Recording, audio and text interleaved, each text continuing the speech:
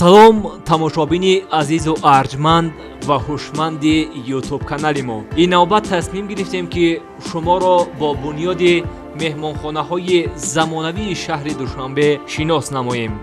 Пас бо мо бошед ва обуна шудан, лайкро зер кардан ва комментария навистанро фаромӯш накунед. рафтем ба истиқболи 30-умин солгарди истиқлоли давлатӣ ва дар доираи солҳои рушди деҳот, сайёҳӣ ва ҳунарҳои мардумӣ дар шаҳру ноҳияҳои мамлакат бунёди меҳмонхонаю тарабхонаҳо, кошонаҳои ҳусн, истироҳатгоҳҳо ва дигар иншооти маишию хизматрасонӣ вусъати тоза касб кардааст. хусусан дар шаҳри Душанбе барои беҳдошти сатҳи хизматрасонӣ иншооти гуногун аз ҷумла 9 меҳмонхонаи замонавӣ ва ҷавобгӯ ба талаботи ҷаҳонӣ сохта ба истифода дода мешаванд. Дар бунёди меҳмонхонаҳо саҳми соҳибкорони ватанӣ басо арзанда мебошад. хотиррасон мекунем ки 11 июли соли 2019 муаррифии лоиҳаи бунёди 9 меҳмонхонаи нав дар шаҳри Душанбе баргузор гардида буд. Дар доираи муаррифии лоиҳаҳои мазкур ҳамон вақт барои ташкили лоиҳаҳо иқдом пеш гирифта шуд.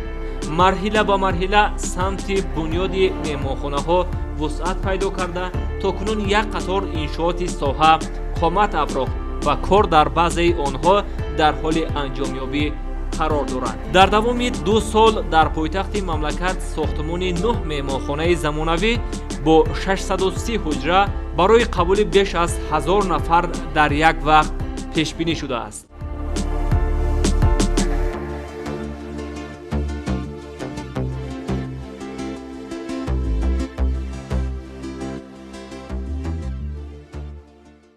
меҳмонхонаҳо бо назардошти талаботи байналмилалии соҳа бо дараҷаи 3, 4 ва 5 ситорадор сохта мешаванд. дар ноҳияи исмоили сомонии шаҳри Душанбе воқеъ дар хиёбони Рӯдакӣ рақами 81 маҷмӯаи биноҳои бисёрошиёнаи бисёрфунксионалӣ иборат аз қисмҳои А, Б, В дорои апартаментҳои резиденсии 18-ошиёна бунёд шуда истодааст.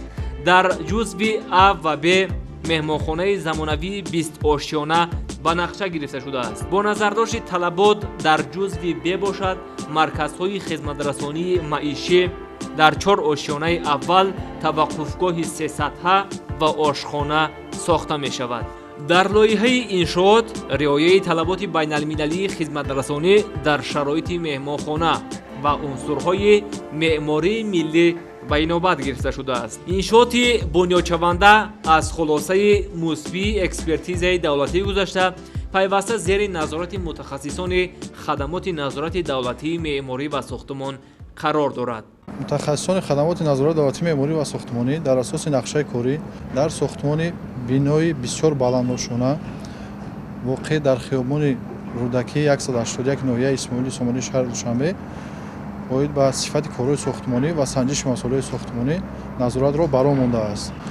мо дар иншоот санҷиши конструксияи оҳани бетониро бо асбоби ИПС МГ 403 бо усули нашикастан бо таври интихобӣ гузаронидем ки дар рафти назорат муайян гашт ки конструксияи оҳану бетонӣ иншооти мазкур ба талаботи лоиҳавӣ ҷавобгӯ мебошад. инчунин дар рафти назорат таҷҳизоти муайянкунандаи хабати муҳофизатии арматура ва хадамҳои арматура муайян карда шуд ки дохили бетон арматураҳое ки истифода карда шудааст тибқи талаботи лоиҳа гузошта шудааст. меҳмонхонаи дигари ҳозиразамон дар кӯчаи низомии ганҷавии ноҳияи Сино ба нақша гирифта шудааст. корҳои сохтмонӣ дар бинои бисёрфунксионалии баландошиёна санаи 4 сентябри соли 2019 оғоз ёфтааст. меҳмонхонаи мазкур 5 ситорадор буда аз маркази тиҷоратии бузург иборат мебошад. тибқи лоиҳа ин маркази бузурги бисёрфунксионалӣ аз 2 бино иборат буда дорои меҳмонхонаи 20-ошиёна ва маркази тиҷоратии 17-ошиёна мебошад. шумораи умумии ҳуҷраҳои меҳмонхона 160 ададро ташкил медиҳад. дар маҷмӯъ меҳмонхона барои 300 нафар имкони буду бошро фароҳам меорад. бунёди иншооти мазкур дар таъсиси 150 ҷойи нави корӣ аз ҳисоби мутахассисони маҳаллӣ замина фароҳам меорад. мувофиқи лоиҳа масоҳати умумии бинои бисёрфунксионалӣ қариб 1 гектарро ташкил медиҳад. дар дохили бинои бисёрфунксионалӣ марказҳои хизматрасонӣ, фароғатӣ, утоқҳои корӣ, тарабхона, қаҳвахона, ҳавзи шиноварӣ, толори варзишӣ, мағозаҳо, толори синамо ва ғайра пешбинӣ гардидааст. ҷиҳати ба танзим даровардани воситаҳои нақлиёт таваққуфгоҳи зеризаминӣ барои 200 автомобил сохта мешавад. дар рафти корҳои сохтмонӣ 200 нафар сокинони маҳаллӣ бо ҷойи кори мавсимӣ ва маоши хуб таъмин хоҳанд гашт.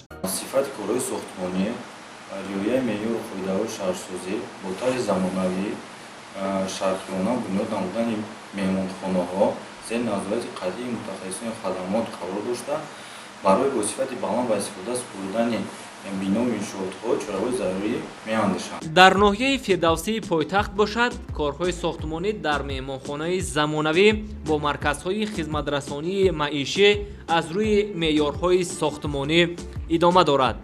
ин бинои хизматрасонӣ бо саҳми соҳибкорони ватанӣ сохта мешавад.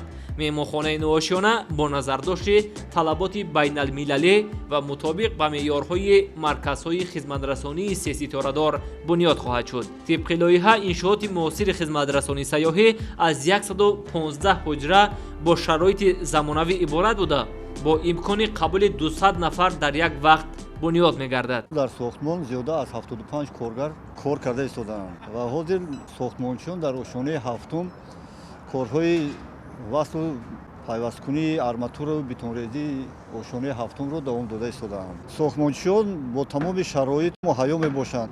мо айни ҳол ҳаракат карда истодаем ки то ҷашни 30-солагии истиқлоли ҷумҳурии Тоҷикистон ин сохтмони иншооти худро супорем. баъди пурра ба истифода додани маркази хизматрасонӣ 50 нафар бо шуғли доимӣ ва маоши хуб таъмин хоҳанд гардид. дар ноҳияи исмоили сомонии пойтахт меҳмонхонаи дигар бо номи сафо плаза бо усули муосир ва бо назардошти санъати меъмории миллӣ аз тарафи соҳибкори ватанӣ бунёд шуда истодааст. ин тадбир дар рушду пешрафти бештари соҳаи сайёҳии мамлакат ва таъмини сокинон бо ҷойи кори доимӣ мусоидат хоҳад намуд. иншоот дар асоси қарори раиси шаҳри душанбе ба хотири истиқболи сазовори 30-солагии истиқлоли давлатии ҷумҳурии Тоҷикистон сохта мешавад ва дар он қариб 60 нафар бо ҷойи кори доимӣ ва маоши хуб таъмин хоҳанд шуд. меҳмонхонаи замонавӣ аз 12 ошиёна ва 97 ҳуҷра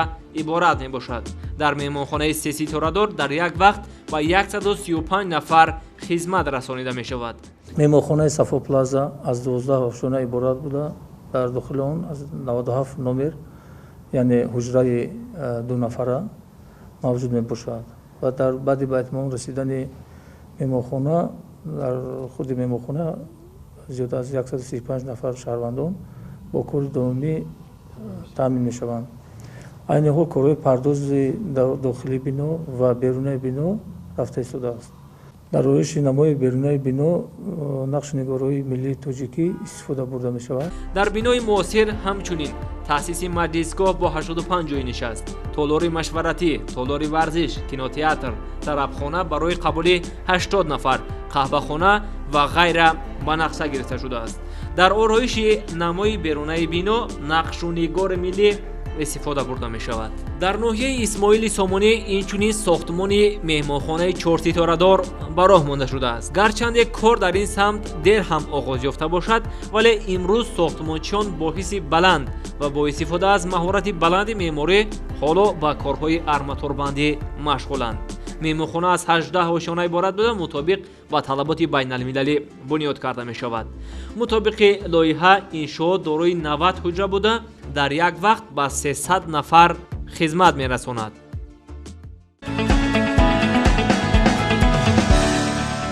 лоиҳаи муосири меҳмонхонаи зинашакл дар кӯчаи аҳрории ноҳияи исмоили сомонии шаҳри душанбе дар воқеъ фарқкунанда буда тарҳи он бо усулҳои муосири хизматрасонӣ ба нақша гирифта шудааст. меҳмонхонаи бисёр ошёнаи замонавӣ бо назардошти инфрасохтури муосир бунёд карда мешавад. иншооти лоиҳавӣ аз 6 блоки алоҳидаи як лухт бо ҳам часпида шуда иборат мебошад. дар таххонаи бино анборҳои тарабхонаву қаҳвахонаи меҳмонхона, ҳуҷраҳои техникӣ аз ҷумла ҷойи либоспӯшӣ ва дигар хонаҳо пешбинӣ шудааст. ёдовар мешавем ки соли 2020 барои муайян кардани беҳтарин лоиҳа дар шаҳри душанбе озмуне баргузор гардида буд ки меҳмонхонаи зинашакл дар он мавқеи аввалро соҳиб гардид.